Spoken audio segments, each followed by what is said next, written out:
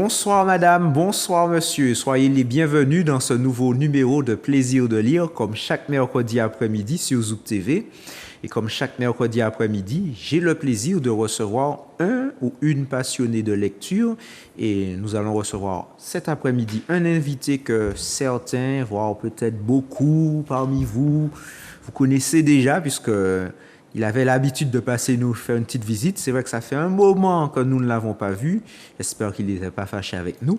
En tout cas, on dit cet après-midi bonsoir à Stéphane Maugrand. Donc c'est un plaisir d'être parmi vous. Et non, je ne suis pas fâché. On débute cette année sur de bonnes bases. Donc ça ne peut que bien aller.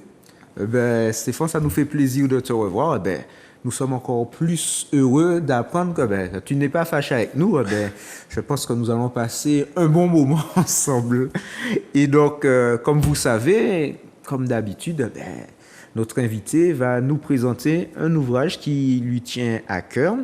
Et Stéphane, le connaissant, il va nous faire réfléchir tout en s'amusant, tout en nous aidant à penser différemment. Alors, de quoi vas-tu nous parler ? Bien, aujourd'hui, c'est un thème que j'ai pris en passion récemment, de façon professionnelle. Et là, j'ai voulu en fait partager avec notre public le plaisir de lire, et notamment du mercredi, n'est-ce pas, un livre qui s'appelle « Apprendre autrement ». Donc, « Apprendre autrement », c'est tiré de deux auteurs, dont une qui a fait ses études aux États-Unis et un Français, qui ont associé donc leurs compétences pour pouvoir écrire ce livre. Donc, on va en parler de manière plus approfondie. Donc, je demande à tout un chacun d'ouvrir leurs oreilles, d'ouvrir leur esprit, parce que c'est riche d'enseignements. Et on va voir pourquoi. Déjà, le titre est intéressant. Apprendre autrement. Bon, apprendre, c'est peut-être un verbe qu'on a dû employer. Il doit faire partie des verbes qu'on emploie le plus depuis que nous sommes sur cette planète. Apprendre, on est petit, on apprend à l'école, apprendre un métier, apprendre, je sais pas, à connaître quelqu'un. Mais bon, ça pourrait aller de soi, entre guillemets, mais apprendre autrement. Donc, il y aurait différentes façons d'apprendre, pas seulement une seule voie. Tout à fait. Parce qu'effectivement, l'apprentissage est de deux ordres. On parlera d'apprentissage traditionnel et bien sûr d'apprentissage, ce qu'ils appellent apprendre autrement, qui est en fait créer une ouverture d'esprit pour celui qui apprend. Et parce qu'en fait, nous ne sommes pas, en fait, à partir d'une certaine phase de notre évolution, on va dire ça comme ça, nous ne sommes pas des coquilles vides. Donc effectivement, dans le secteur de l'apprentissage, qui est très vaste, on a en fait deux secteurs qu'on connaît. On connaît l'enseignement, on est enseigné, et on a aussi le secteur de l'apprentissage au point de vue de la formation. Donc on a d'un côté tout ce qui est pédagogique, donc de 0 à 17 ans, la pédagogie. On a tendance à utiliser le terme de façon générale pour englober un enseignement, une transmission de connaissances, mais c'est beaucoup plus que ça. Et je vais en fait, avec une certaine liberté, dans le plaisir de lire, pouvoir enfin dire qu'il faut vraiment dissocier la pédagogie du monde des adultes, de la formation de l'humain de façon générale, qu'on appelle l'andragogie, donc la formation pour adultes par exemple. D'accord. Donc, cet ouvrage, il s'adresse à des professionnels, des initiés. Est-ce qu'il faut être spécialiste d'une discipline en particulier? Alors justement, ils en parlent au sein du bouquin, vers la page 40-43 par exemple. Ils font allusion au fait que ça s'adresse à tout type de professionnels, essentiellement pour accompagner et on va même dire le terme aider, toutes celles et ceux qui voudraient en fait pousser un peu plus leur connaissance là-dessus, parce que l'apprentissage est vaste. Il y a différentes formes d'apprentissage. Ce qui m'a le plus plu dans leur façon d'aborder le sujet, c'est-à-dire qu'on va réveiller en nous des choses qu'on connaît déjà, en fait. D'accord?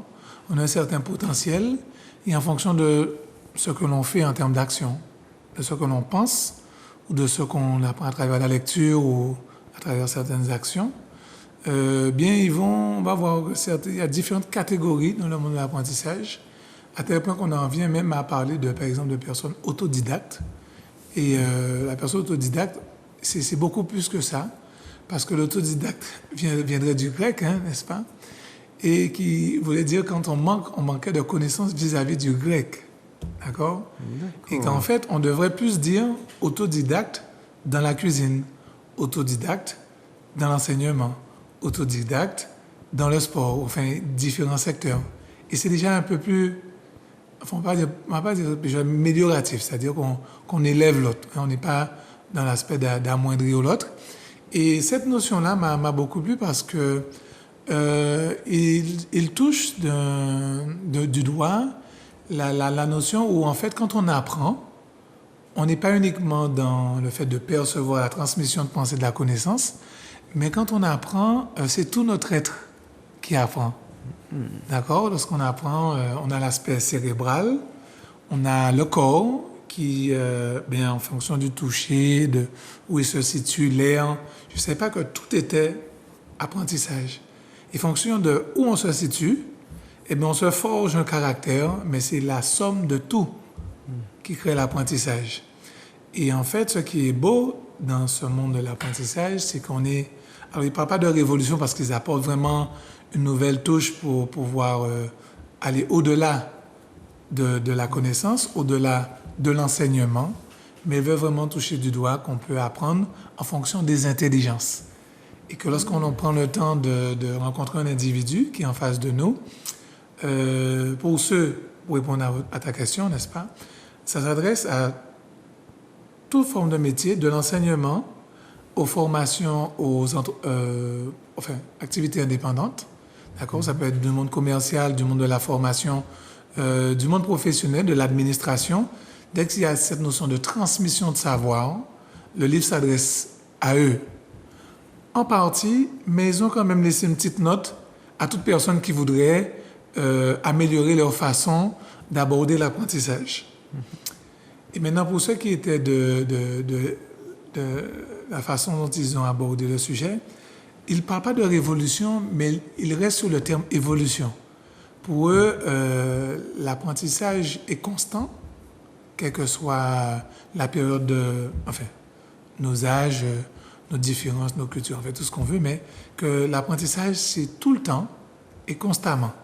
Maintenant, ce dont on ne fait pas attention, c'est dans quel milieu, dans quel univers que je me situe pour faire en sorte que mon cerveau n'est pas une poubelle et que je dois faire en sorte de sélectionner ce qui doit y entrer pour faire de moi non seulement un être évolué avec de nouvelles compétences, mais pour que quand j'intègre les nouvelles notions du savoir, du savoir-faire, du savoir-être, que ça puisse m'apporter un plus pour demain.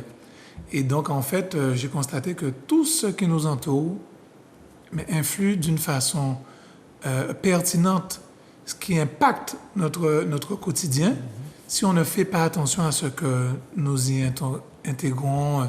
Souvent, les parents ont tendance à dire je ne veux pas que tu joues avec un tel, je ne veux pas que tu sois à tel endroit, mais sans explication, sans aborder ça autrement. Les faire venir, dire, tu sais, je t'ai vu tel endroit, ça te plaît d'être parmi ce groupe-là? Ah ouais? Et de chercher à savoir, mais pourquoi il y va? Parce qu'en fait, on va découvrir que dans l'apprentissage, il y a 7 niveaux. On va en parler, je vais prendre le bouquin pour me rappeler des 7 points. Et ça, par contre, ça m'a plu. Qu'en fait, le premier point, je m'en souviens parce que c'est encore frais dans ma tête, la motivation. Tout individu qui veut apprendre doit d'abord être motivé. Alors, comme moi, j'aime bien le pain au beurre au chocolat, mais oui, c'est traditionnel. Au niveau du territoire, toutes les personnes qui viennent ici, la Martiniquaise,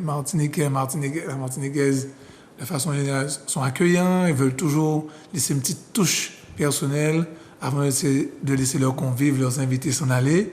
Ils leur font une petite surprise, le pain au beurre au chocolat traditionnel pour apporter et on reste avec les papilles gustatives éveillées. C'est ta source de motivation. Mais ma source de motivation, c'est sur autre que l'apprécier, le savourer, d'apprendre à le préparer. Parce que j'ai vu, tout le monde sera d'accord avec moi sur le fait qu'on peut avoir les mêmes ingrédients une recette quelconque, mais on verra que la personne qui réalise le produit final, le résultat, mais au niveau du goût, ça change. Oui, c'est vrai. D'accord, hein? Et encore, quand on le fait avec amour, on apporte cette énergie particulière, ça a un très bon goût. Mais je vous décommande de pouvoir cuisiner ou préparer ce type de mets si vous êtes fâché, parce que ça peut se ressentir au niveau du goût. D'accord. Voilà. Donc la motivation, donc trouver un motif, une raison pour apprendre. Oui, D'accord. oui, tout à fait. Donc, effectivement, si on n'a pas de raison ou on ne trouve pas un lien ou une certaine utilité soit à la leçon ou à l'enseignement qu'on va recevoir, ça peut être difficile de passer aux étapes suivantes. Oui, c'est vrai. Parce qu'en fait, quand on constate que nous sommes des êtres, on va pas dire des êtres vivants, ça on le sait déjà, ce serait redondant. Mais que dans les champs de l'apprentissage, on va faire un petit jeu entre nous, hein, on va permettre à la population d'y jouer également. Il y a les champs de l'apprentissage. Alors on va essayer de voir comment un être, homme ou femme, peut être plus ou moins complet dans son apprentissage en tant qu'humain sur Terre. Donc c'est un exemple. Ça va nous permettre de nous remettre en question. On va jouer le jeu. Et c'est pas compliqué. Donc la question sera simple. Je vais énumérer un certain nombre d'actions qui pourraient être dans notre quotidien ou pas. Il faudra dire oui et donner un exemple, hein, effectivement, mais pas trop long, parce qu'il y a des petits thèmes intéressants, mais ça va être super intéressant. Il y en a certains qui vont rigoler parce qu'ils pensent que ce n'est plus d'actualité, mais ça peut l'être pour certaines personnes. On va voir ça. Donc le premier, voici l'idée. Donc les récits de nos apprenants. Donc on va découvrir qu'il y a l'enseignement, l'enseigné, et celui qui transmet donc le savoir, c'est le formateur, et qui fait face à un terme, un néologisme qu'on appelle les apprenants de nos jours. D'accord ? Avant, c'était les élèves, les étudiants. Mais le terme apprenant prend sa place, et de plus en plus. On va découvrir pourquoi. Alors, le récit de nos apprenants couvre un très large champ. Donc nous sommes tous des apprenants, et on ne cessera toute notre vie de le rester. Parfait. De la réalisation des tâches jusqu'à l'acquisition de la connaissance, du savoir-faire, du savoir-être concernant la personne tout entière et ayant des répercussions dans différents domaines de sa vie intérieure et de ses activités, donc sous-entendu extérieures. Premier thème. Alors, j'espère que vous n'en voudrez pas trop à notre animateur du jour, d'accord ? Traire une vache. Est-ce que tu as eu l'occasion de vivre cette expérience en termes d'apprentissage ? Non. Voilà. Peut-être certains de la population vont dire oui. Monter à bicyclette. Oui. D'accord. Conduire une voiture et passer son permis. Oui. Bien sûr. Pêcher à la ligne.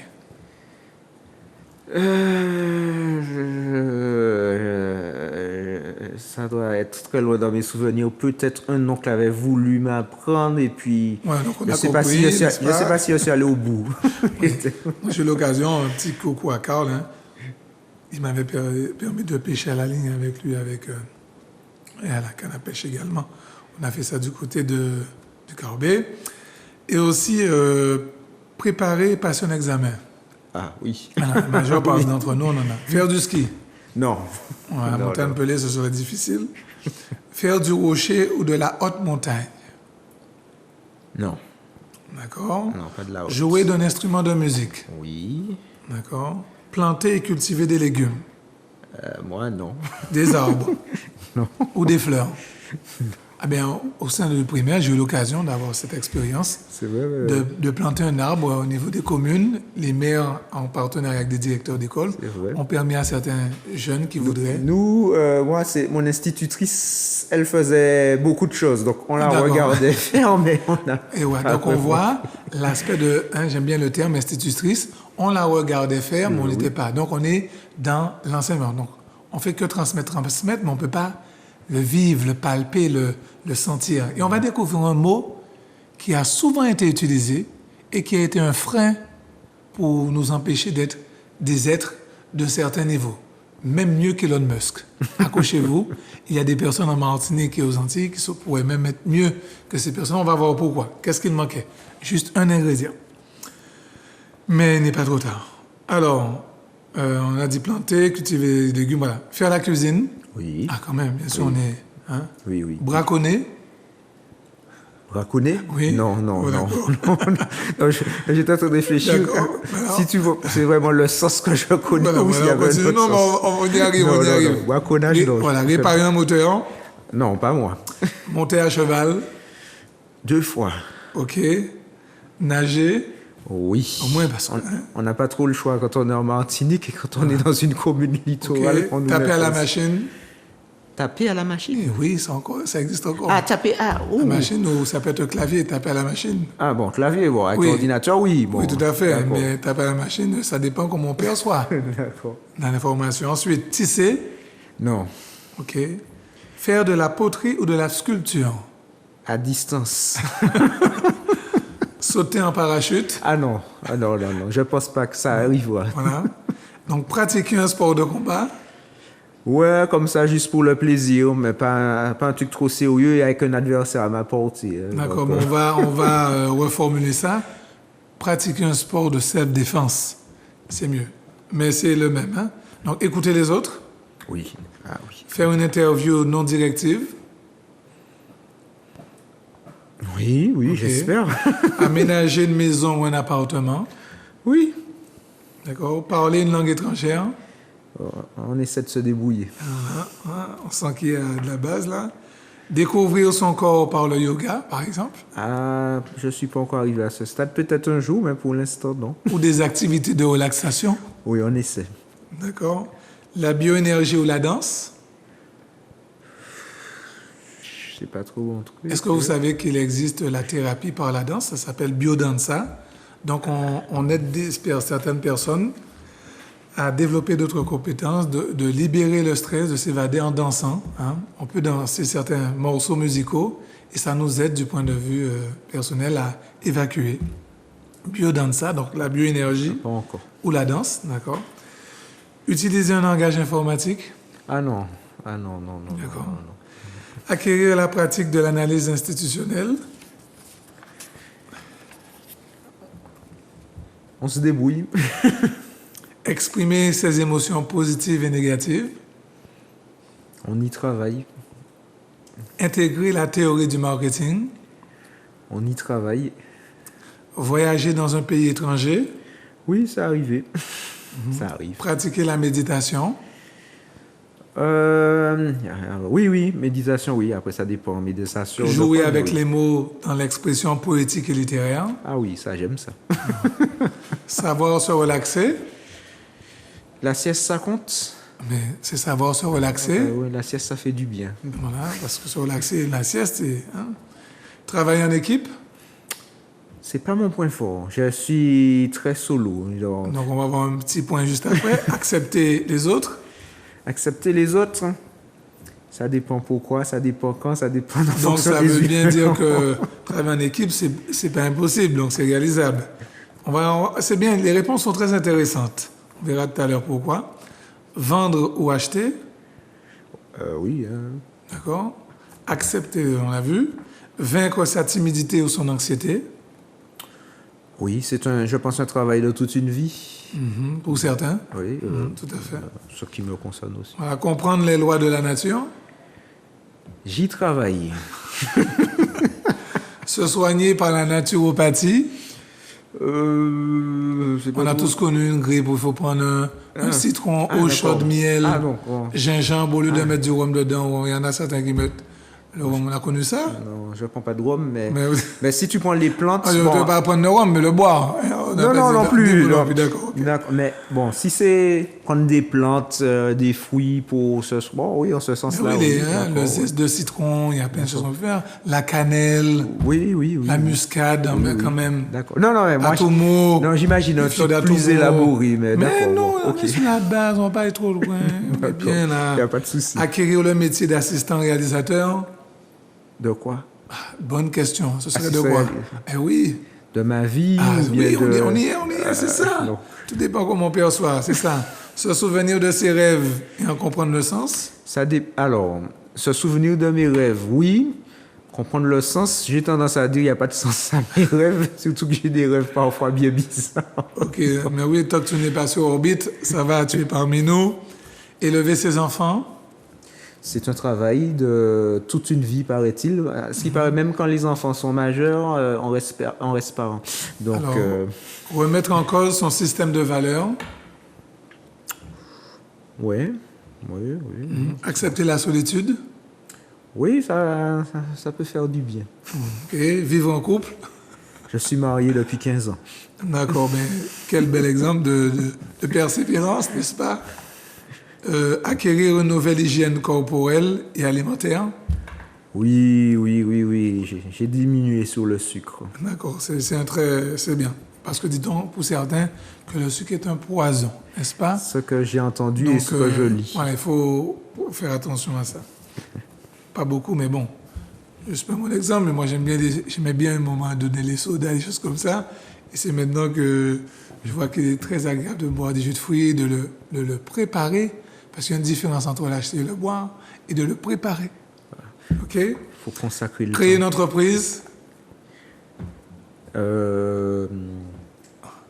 À l'étude. Alors, élaborer une nouvelle théorie. Ah oui, ça. C'est comme tout à l'heure, tu as parlé de jouer sur les mots, Ouais, élaborer une bien nouvelle sûr, théorie. bien sûr. Oui, je suis toujours à la Parler de recherche ça, de effectivement. théories qui sont Jouer les avec les miennes. mots, l'expression poétique et Ouais, littéraire, ouais. c'est pas... OK. Ouais, mais Et oui. s'assumer dans le temps.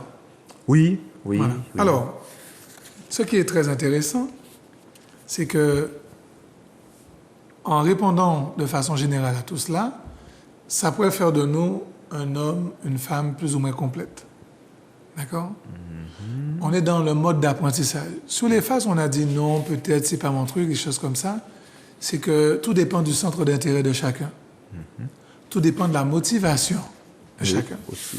Et effectivement, donc, dans cet aspect de... je vais essayer de le retrouver, n'est-ce pas? Parce que j'ai trop aimé cette partie-là. En fait, dans le champ d'apprentissage, il faut savoir que nous devons être patients avec nous-mêmes. D'accord?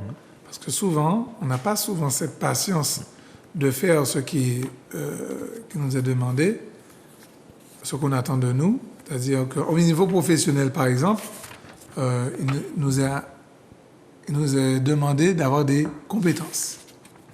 Et comment on peut, selon toi, acquérir les meilleures compétences de la vie? Acquérir les meilleures compétences de la vie.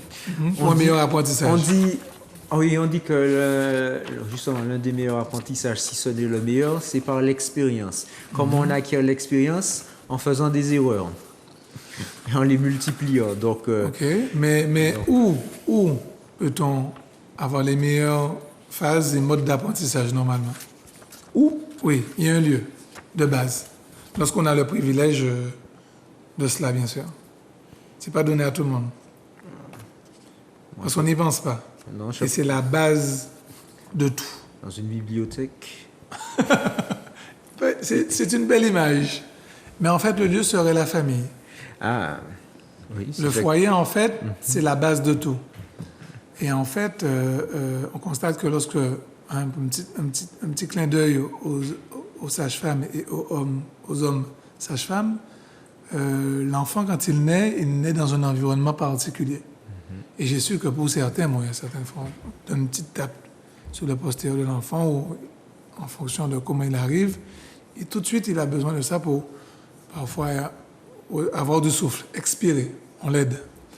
Il y en a certains qui n'ont pas besoin. Ils arrivent, ils crient d'office en sortant du ventre de leur mère. Et on constate que tout de suite, on est déjà dans l'apprentissage. Mais ce qui se passe, c'est qu'il y a une différence pour les valeurs dans le foyer de transmission. Et on constate que lorsqu'on est dans un environnement plus ou moins intérieur, on va dire ça comme ça, l'apprentissage est beaucoup plus simple. Mais on va découvrir que dans le livre, d'ailleurs, je vais vous montrer ici, là, d'accord? Il y a cette notion dans tout livre, de cette notion de pagination gauche et droite. Et donc, aujourd'hui, par exemple, j'ai décidé pour cette émission-là de parler d'apprendre autrement, mais on n'est que du côté droit. De l'aspect outil pratique, comment on entre dans le mode d'apprentissage, tandis que de l'autre côté, si ma mémoire est bonne, on avait dit que le côté gauche, c'était... Le côté gauche, c'est tout ce qui est logique. Voilà. Oui, ça, c'est au niveau du cerveau. Oui, du cerveau. D'accord. Au niveau du cerveau, le côté gauche, c'est logique. Voilà. En fait, on découvre qu'en fait, il est conçu de manière unique. Donc, avec les récits d'apprentissage sur les pages de gauche, donc l'apprentissage sur les pages de gauche, il y a des images très parlantes et des concepts et outils pratiques sur les pages de droite. Et aujourd'hui, je suis sur les conseils et outils pratiques. Et la prochaine fois, on verra les pages de gauche qui parlent donc des récits d'apprentissage. Pourquoi? Parce que les pages de droite, par exemple, parlaient que un était la motivation. Parce que je sais que parmi ceux qui nous écoutent, il y en a certains qui veulent vraiment comprendre ces sept conditions. Il y a 4 conditions d'ensemble déterminantes. On va découvrir qu'il y en a 7 au total. Et les 4 conditions d'apprentissage sont lesquelles? On va le découvrir. Dans un apprentissage réussi, car il existe différents modes d'apprentissage où, lorsqu'on ne prend pas le temps d'accompagner, de faire les choses convenablement, ça peut être bâclé et réalisé partiellement.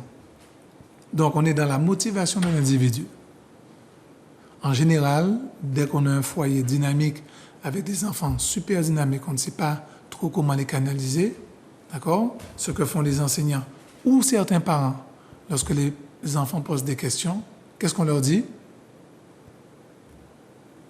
Et c'était le mot... le jour qu'on va savoir remanier ce mot-là, on ne fera que,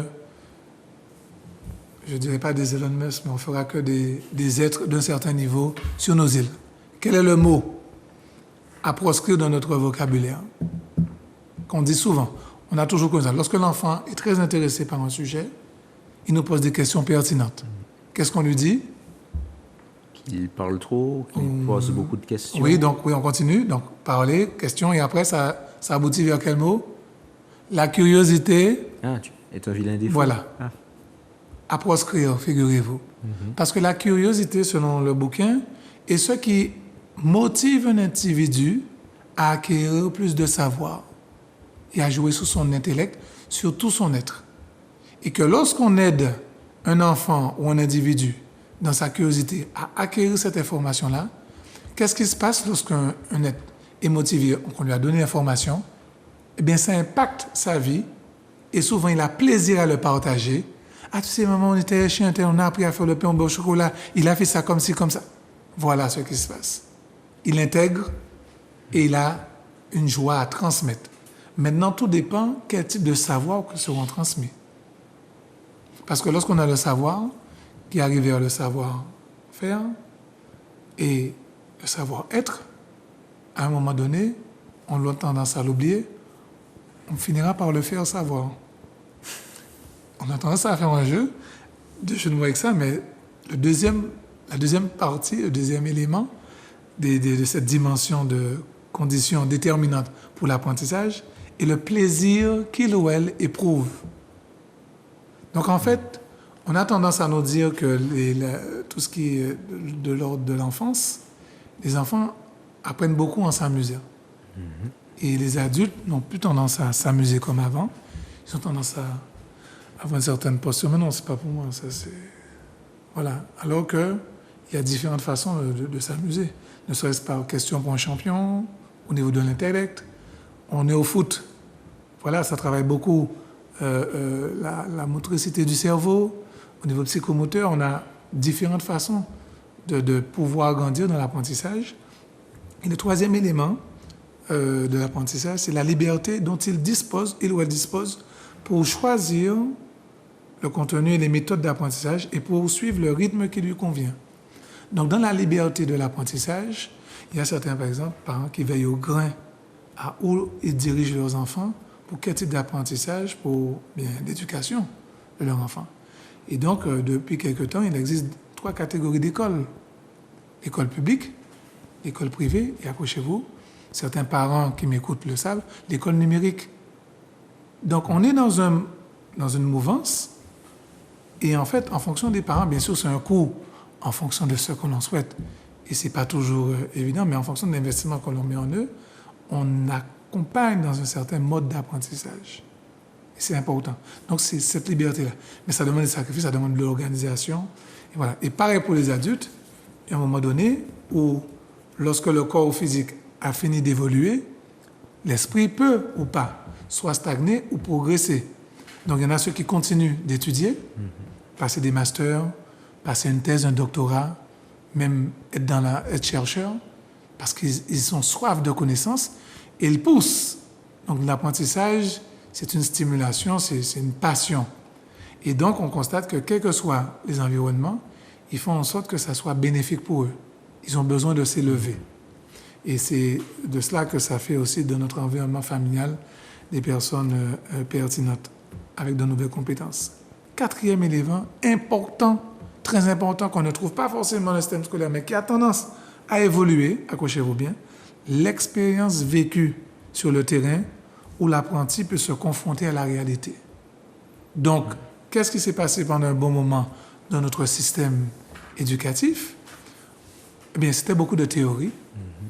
Ils avaient donc le BTS ou Bac+2 de l'époque, avant de connaître le brevet d'études professionnelles qui demande un peu de stage pratique. On pouvait avoir Bac+5 et le professionnel nous accueillait, nous disait « Vous avez combien d'années d'expérience ?» Ah oui, mais toutes les études que j'ai... Ah non, vous avez appris. Mais vous avez des recommandations, des lieux, vous avez... Et voilà. Pour une interrogation, on se remet en question. Sauf qu'il y a certains parents qui ont veillé au grain. Donc, tout pendant que leurs enfants étudient, pendant les vacances, juillet, août, ça ne s'amuse pas. On va en stage, banque, administration, assurance, on ne reste pas sans rien faire. Et donc, quand ils viennent à passer le BTS, ils ont déjà quelque chose en plus. Donc, à proscrire cette notion de curiosité, toujours accompagner l'enfant, l'adulte, dans sa connaissance et lui faire comprendre mais qu'est-ce qu'il y a de pertinent à ce qu'il fait. Et l'amener différemment, et non pas de non catégorique. Parce que nous sommes des êtres qui avons besoin d'apprendre, de comprendre les choses. Donc, c'est apprendre, comprendre, pour pouvoir agir. Et ces trois phases-là sont très importantes. Donc, apprendre, comprendre, agir. Donc, on aura donc maintenant les moyens qui facilitent l'apprentissage, n'est-ce pas, sont au nombre de 3. Que sont-ils? Quel peut être un? Je ne vais pas être trop dans la devinette, mais on va y arriver. Donc, les sources d'information, premièrement, d'accord? Donc, auxquelles l'individu peut avoir accès. Et on ne veut pas que nos enfants ou les adultes, on doit faire attention à quel type de sources d'information, parce qu'on avait vu en amont que notre cerveau n'est pas une poubelle. Mais notre cerveau est un instrument. J'avais appris ça en programmation neurolinguistique, que notre cerveau est la 15e génération d'ordinateurs le plus évolué de la planète, parce que nous sommes le seul cerveau au monde, pour le moment. Parce que même si l'IA, les gens m'écoutent, me disent « Ouais, mais tu nous dis tout ça, mais il y a l'IA. » Non, l'IA n'est pas encore au stade de penser par lui-même. Donc certains diront « Oui, on y arrive », mais ce n'est pas encore le cas. Mais nous sommes le seul cerveau, le seul ordinateur au monde, si on peut dire ça ainsi, qui soit capable de penser à ce qu'il a fait hier, de ce qu'il fait maintenant et ce qu'il va faire demain, au même moment. Voilà. Donc, souvent, on sollicite l'IA pour avoir d'informations. L'IA est remplie de connaissances. On va faire des prompts, allez, on va y aller, on va chercher. Oui, il n'y a pas de souci des jeunes. Mais l'IA ne va jamais remplacer l'expérience d'une personne qui a travaillé à sa connaissance. L'IA n'a que ce qu'on lui transmet, donc il retranscrit. Et tout ce qu'on lui a transmis vient de qui? De l'homme et de ses recherches. Tandis que l'IA est un robot qui retransmet ce qu'il a reçu.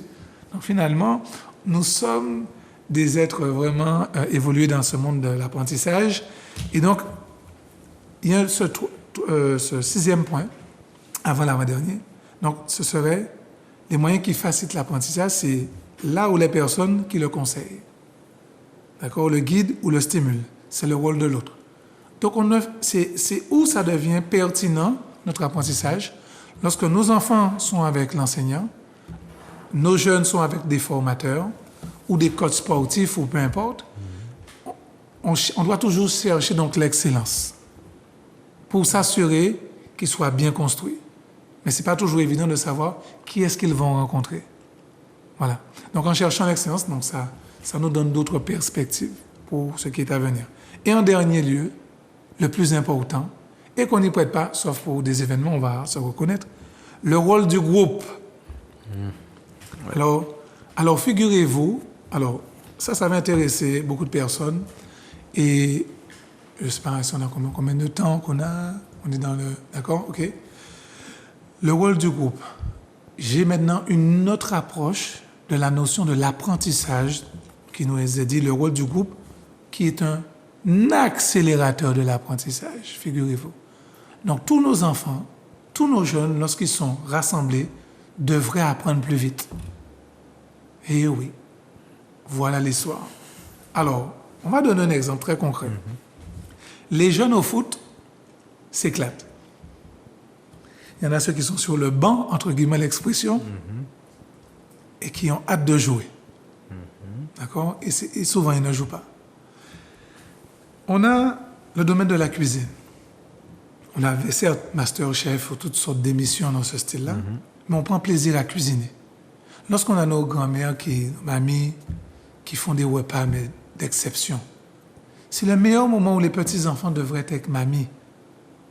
Pour partager des moments où, des fois, la pâte à gâteau n'est pas terminée. Je me rappelle, on mettait notre doigt dedans. Et certaines fois, c'était aussi bon que le gâteau qui n'était pas encore cuit. Est-ce que ça existe aujourd'hui? Oui, bien sûr. Oui. Et il n'y a pas que les enfants qui le font. Voilà, donc, on reconnaît un connaisseur, n'est-ce pas? Donc, ce qui se passe, c'est que ça, c'est important. Et qu'on a ces moments de partage où on regarde certaines émissions de cuisine qui nous sont agréables également. Donc, on pourrait dire que la notion de groupe, au niveau des organismes administratifs ici, devrait davantage travailler la formation en termes de développement personnel, apprendre autrement, voir qu'est-ce qu'on peut faire pour aider les professionnels qui sont déjà affalés par leur milieu dans le monde du travail, l'informatique qui peut fonctionner, pas fonctionner, mais travailler sur d'autres points pour aider à ce niveau-là. L'écoute de soi, écoute de l'autre, travailler en équipe, travailler seul, comment se retrouver, faire des activités, avoir une discipline de vie qui permettrait cet apprentissage autrement. Donc tout ça pour dire qu'aujourd'hui, on aura pu voir comment apprendre autrement, que je recommande vivement. Donc Olivier Clouzot et Annie Bloch, qui sont deux auteurs d'exception, qui ont rassemblé leurs compétences. Et donc la prochaine fois, je sais pas si on a toujours du temps, mais la prochaine fois, on verra le deuxième volet, donc côté gauche, qui est le récit de l'apprentissage. Merci beaucoup Stéphane, merci beaucoup pour cette belle présentation. Tu nous as mis l'eau à la bouche pour la prochaine fois, puisque c'est quoi cette deuxième partie que nous avons présentée tout seul. Mais c'était sympathique, notamment avec tes questions. Donc je m'attendais à des questions comme d'habitude, même si ça faisait longtemps, mais c'était bien drôle. Donc peut-être on pourra faire un peu l'analyse de ces questions. Prochainement, bien sûr. Et on pourra interposer. Tu me poseras les questions, tu verras les réponses. Ce sera avec plaisir. Mais en tout cas, si comme Stéphane, vous souhaitez présenter un ouvrage qui vous tient à cœur et venir ici sur le plateau de Zouk TV, c'est possible. Il suffit de composer le numéro qui va s'afficher dans quelques instants, à savoir le 06 96 19 41 13. Et nous nous ferons un plaisir de vous recevoir sur le plateau de Zouk TV. Et comme chaque mercredi. Donc, nous vous souhaitons une bonne fin d'après-midi. Merci à toi, Stéphane. Avec plaisir. Et puis, à bientôt pour de prochaines aventures. Mais bien sûr, toujours. Et bonsoir à l'équipe de Plaisir de Lire. Merci à Jordan, à toute l'équipe et à la population aussi. Bonne lecture. Merci, chers téléspectateurs, pour ce moment que vous avez passé avec nous. Nous vous souhaitons une bonne fin d'après-midi et nous vous disons à très bientôt.